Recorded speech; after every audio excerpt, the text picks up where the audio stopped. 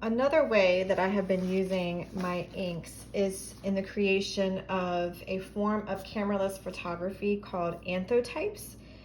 Kind of similar, but not really, to Cyanotypes, which uses a chemical emulsion. Anthotypes uses a botanical emulsion. And a lot of my research was using berries and flowers and different spices mixed with water, and then you brush on the emulsion. Well, we're gonna do this with our inks, and this is one that I made using grape hyacinth ink. And basically what I did, and you can do it a couple of different ways, is this one I actually brushed on the ink, and I did several layers because you do want it nice and dark, because as the sun fades the emulsion, what's left underneath your flower or your negative is going to be the original layer. So you do want it a little bit darker, and you want it pretty thick. So this was grape hyacinth emulsion that I brushed on. I am not a stickler for symmetry. I personally like asymmetrical, lots of texture, kind of imperfect looks. So I wasn't worried about, you know, full coverage or anything. I like a little bit of texture. So I brushed it on with a foam brush. I've done it with regular paintbrushes to get even a little bit more texture. It's really up to you. I also attempted actually taking my inks and submerging the paper in the ink to really soak it up, so to save time. And you can see it. This is one I've done with pansy ink. I'm trying to keep track of the different inks that I'm working with for this process. Not every ink is going to be light fast, so that's how we are going to create our anthotypes, is actually exposing our pieces in the sun. And depending on the type of botanicals that you use, your exposure time, and of course it also depends on the UV index. So it's kind of this slow process, lots of experimentation. There is no right or wrong, which is just really what you know, draws it to me so much, is that there is no right or wrong way to do this. But your exposure time could be hours, it could be days, it could be weeks. I actually did a piece, I was experimenting with forsythia ink, and it had been exposing for going on 3 weeks, and I hardly got even an outline of my flowers. So I don't think forsythia ink is going to be the best ink to use.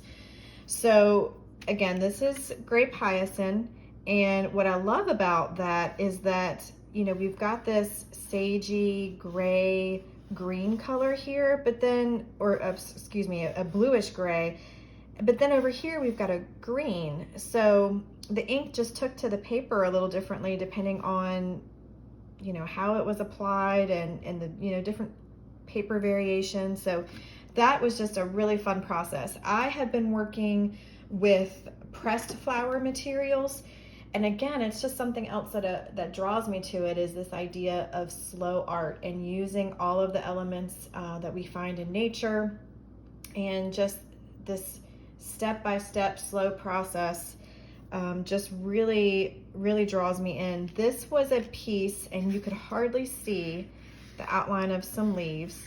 This was an abstract piece that I had worked on using a couple of different inks. I know this was a forsythia ink right here, and of course I did not keep track of this one, so I don't remember what else was in here, but this sat out for about a week and a half, and I only got a little bit of an outline of some leaves. So I do think that flowers, berries, some spices like turmeric will expose in a matter of hours in the sun. So it's really just a matter of trial and error. So those are two finished pieces. And then I just wanted to show you, I've got lots of different papers kind of ready to go, a little bit of a smaller scale. These are just kind of going to be my study pieces. Again, this was a piece that I just submerged in a photo tray in ink. It took no time at all, and I think I dipped it maybe 3 times. And this one was a pansy ink that I made. This one is a mushroom and that I brushed on, and you can see all the layers and the texture. So I love it. I'm really curious to see what the mushroom is going to do. Next, I have more grape hyacinth because I loved the way that this one turned out. Just so beachy, neutral, muted vibes. I just loved it. So I made more ink, and you can see, you know, where it starts. I mean, obviously we've gone from this blue-gray. You can see that here in the finished piece, but then what I have left is a completely different color. So I'm really excited about doing these. And here's another grape hyacinth, and you can see that little bit of greenish yellow that came through. Let's see. This one's more pansy. Here's some of my forsythia that I know is not going to work, so I'm going to set aside this for another project. But you can see there is a lot of texture in that ink, and it's very scratchy. So we're going to put that to the side and use that for something else. And then this is Watercress from the Wild Ink Workshop. If you've done that, then this will look familiar. Several different swipes with my paintbrush to make some layers. So we're going to work with that. And then the last one that I already have prepared is going to be from Violet Flowers.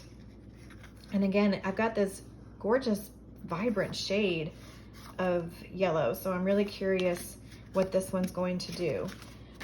So another thing that I'm going to be trying out in this workshop is using some of my more abstract pieces that I've made and seeing what ends up happening with this. I'm really curious to see what the blueberry ink does, especially with all the variations in the colors.